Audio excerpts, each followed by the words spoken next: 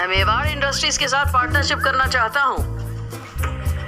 खन्ना साहब ने अपने हाथ में ली हुई सिगरेट को अपने होठों पर रख दिया और फिर काफी एक्सपेंसिव लाइटर से उसे जलाते हुए कहा, और अगले ही पल उन्होंने सिगरेट केस को आरव की तरफ बढ़ा दिया। नो थैंक्स, मैं स्मोक नहीं करता। आरव ने मना किया और फिर उसने खन्ना साहब के आगे सवाल रख दिया। कैसी partnership? Good habit, I am impressed. Khanna साहब ने थम्स अप करते हुए कहा और फिर बोले, आप लोग मार्बल्स का धंधा करते हैं और हमारा टाइल्स का कारोबार है, तो क्यों ना हम मार्बल्स एंड टाइल्स को साथ में मिलकर एक ही ब्रांड से बेचें?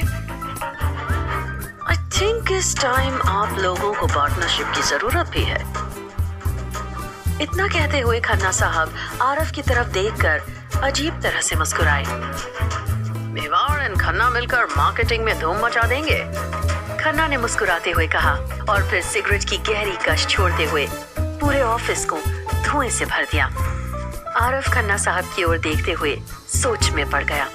आप सोच लीजिए, वैसे खन्ना जल्दी किसी को ऑफर देता नहीं है। आप खास हो इसीलिए मैं खुद यहाँ तक चल कर आया हूँ। खन्ना साहब ने जवाब दिया और फिर तुरंत वहां से उठकर जाने लगे। खन्ना के जाने के तुरंत बाद ही भरत अंकल आरव के कैबिन में आए। क्या कहा इसने? भरत अंकल ने आरव की ओर देखते हुए सवाल किया। उन्हें ये संदेह था कि कहीं खन्ना आरव से मोनिका के बारे में बात करने तो नहीं आया।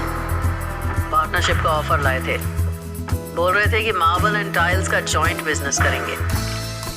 आरव ने कुछ सोचते हुए कहा। उसके दिमाग में अब भी कुछ चल रहा था। तो तुमने क्या जवाब दिया? मुझे ये खन्ना का मकसद ठीक नहीं लग रहा। मेरा मतलब कहीं ये अपनी बेटी मोनिका के कहने पर कुछ अलग सपने लेकर तो नहीं आया है। आरव ने अपनी भौहें टेढ़ी करते हुए कहा, अरे अब तो सब जानते हैं कि तुम शादी कर चुके हो।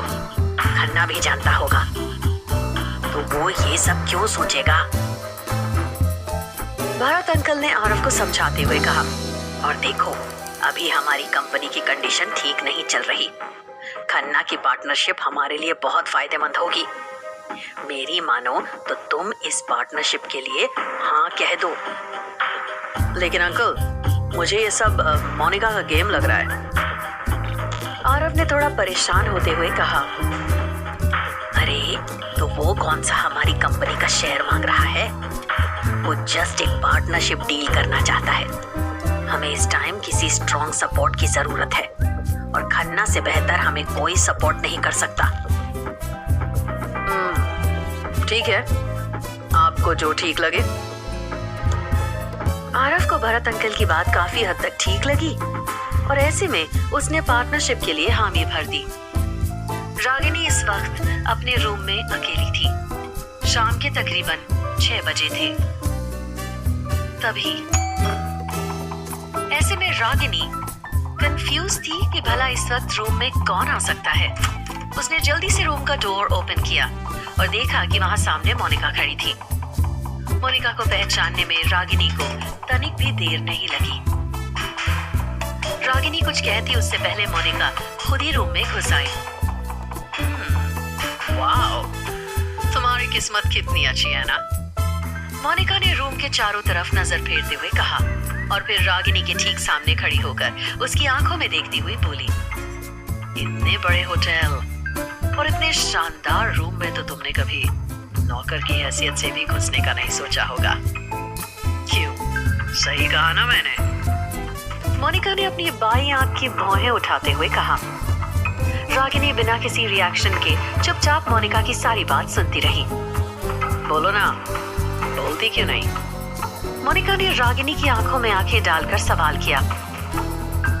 अच्छा चलो ये तो बता दो, आरव को तुमने फंसाया कैसे? मोनिका अब रूम में पड़े सोफे पर अपनी एक टांग को दूसरी टांग के ऊपर रखकर बैठ गई। ऐसा क्या गेम खेला कि आरव ने तुम जैसी 2 टके की औरत को गांव से उठाकर यहाँ खड़ा कर दिया? मोनिका ने अपना हाथ उठाकर रूम की तरफ इशारा करते हुए कहा। रागिनी अभी भी चुपचाप खड़े होकर मोनिका की सारी बातें सुने जा रही थी। एक बात ध्यान से सुन लो तुम। अचानक से मोनिका अपने दांत पीसते हुए सोफे से उठकर रागिनी की तरफ झपट पड़ी। तुमने चाहे जैसे भी आरव को अपने चंगुल में फंसाया हो, आज नहीं तो कल मैं तुम्हारी सच्चाई सबके सामने ला कर रहूंगी। मैं कभी आरव को तुम्हारा होने नहीं दूंगी। इतना कहते हुए अचानक से मोनिका के चेहरे का रंग बदल गया। गुस्से से लाल उसके चेहरे पर अचानक से मुस्कान की लकीरें छा उठी। रागिनी को समझ में नहीं आया कि आखिर अचानक इसे क्या हो गया। अभी तक तो ये गुस्से में अंगार बनी हुई थी और अब अचानक से ये मुस्कुराने क्यों लगी। तुम यहाँ क्या कर रही हो? कमरे में एक शख्स की जानी पहचानी सी आवाज गूंज उठी। रागिनी ने पीछे मुड़कर देखा तो वहां पर आरव खड़ा था। मोनिका को यहाँ देखकर वो भी हैरत में था। हे, वो मैं तुम दोनों को शादी की बधाई देने के लिए आई थी। एक पल में ही मोनिका ने अपनी बात बदल दी, लेकिन अभी भी वो आरव की नजरों से बचकर रागिनी को घूर रही थी। दे दी बधाई तुमने? आरव ने तुरंत ही सवाल किया। हाँ। मोनिका ने बनावटी हंसी हंसते हुए कहा, वो मैं तुम दोनों को शादी की बधाई देने के लिए आई थी। अभी मेरा मन नहीं किया। वैसे भी मैं रागिनी के साथ कुछ टाइम अकेले स्पेंड करना चाहता हूँ। वो मेरे लिए बहुत खास है। और कुछ? आरव ने मुस्कुराते हुए व्यंग्यात्मक लहजे में मोनिका को जवाब दिया। आरव का जवाब सुनकर रागिनी दंग रह गई और वो उसे घूरने लगी। नहीं, मैं चलती हूँ, मोनिका ने जवाब दिया और फिर रागिनी को तिरछी नजरों से घूरते हुए वहां से चली गई। श्वेता कहाँ है? मोनिका के जाते ही आरव ने रागिनी से सवाल किया। जी अभी तक तो यही थी, बस वो थोड़ी देर के लिए किसी काम से बाहर गई है, रागिनी ने जवाब दिया। आरव ने सिर हिलाते हुए जवाब दिया। वो कुछ और भी कहने जा रहा था, लेकिन तभी उसका फोन वाइब्रेट होने लगा। हाँ अंकल, आरव ने फोन उठाते हुए कहा। खन्ना की तरफ से पार्टी का इनविटेशन आया है। फोन की दूसरी तरफ से भरत अंकल बोल पड़े। कैसी पार्टी और कैसा इनविटेशन? उसने आज कंपनी की 25वीं एनिवर्सरी की पार्टी रखी है। वो चाहता है कि तुम भी उसकी पार्टी में पहुंचो। उसका मैनेजर खुद इनविटेशन लेकर आया था। भरत अंकल ने आरव को बताया। तुम्हें वहां जरूर जाना चाहिए। लेकिन क्यों? हमारा तो अभी कोई रिलेशनशिप भी नहीं बना है। आरव ने थोड़ा परेशान होते हुए कहा। रिलेशनशिप बनाना है ना अब, इसीलिए तो कह रहा हूँ कि तुम्हारा वहां पहुंचना जरूरी है। ठीक है, जाता हूँ, आरव ने अपना सिर हिलाते हुए कहा और फिर फोन रख दिया। इसके बाद वो तुरंत ही वहां से जाने लगा। जी कहाँ जा रहे हैं आप? मैं भी चलूं? एक जगह रहते रहते बोर हो गई हूँ मैं।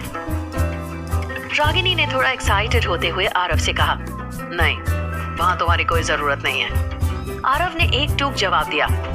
वैसे भी अब तुम्हें यहाँ ज्यादा दिन नहीं रहना है, जल्दी घर चलना है तुम्हें। इतना कहकर आरव तुरंत वहां से पार्टी में जाने के लिए निकल गया। रागिनी उदास नजरों से उसे जाते हुए देखती रह गई। अभी आरव को यहाँ से गए महज 15-20 मिनट ही हुए थे कि फिर से रागिनी के रूम की डोरबेल बजी। जी, रागिनी ने दरवाजा खोला तो वहां पर एक अनजान शख्स खड़ा था। हेलो मैडम, मुझे आरव सर ने भेजा है, उन्होंने आपको पार्टी में बुलाया है। उस शख्स ने बड़ी नम्रता के साथ रागिनी से कहा। ये सुनकर रागिनी के चेहरे पर मुस्कान खिल उठी। उसे समझ में नहीं आ रहा था कि आखिर आरव चाहता क्या है। अभी थोड़ी देर पहले ही तो आरव ने उसे पार्टी में ले जाने से मना किया था, और अब ये आखिर आरव ने क्यों बुलाया रागिनी को पार्टी में? और क्या होगा जब पार्टी में फिर से होगा रागिनी का मोनिका से सामना?